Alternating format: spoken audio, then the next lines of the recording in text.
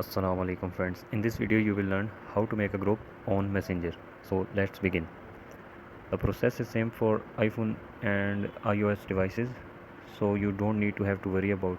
Make sure that you are connected with your internet. When you are connected with the internet, tap on your Messenger app. At the top right corner there is a pencil sign. You will tap on pencil. So at the first option there is a option of create a group chat. Simply tap on create a group chat.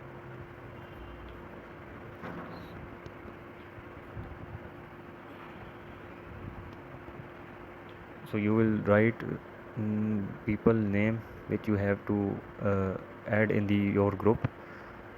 So you will add is, you will tap on next. So you can give your group a name here. So we write three dots and you will tap on create. So this group has been created. So this is the process of uh, making a group on Messenger. You can add more members from add. So you can add from here more people in it, like this. So this is the process of making a group chat in Messenger. Thank you.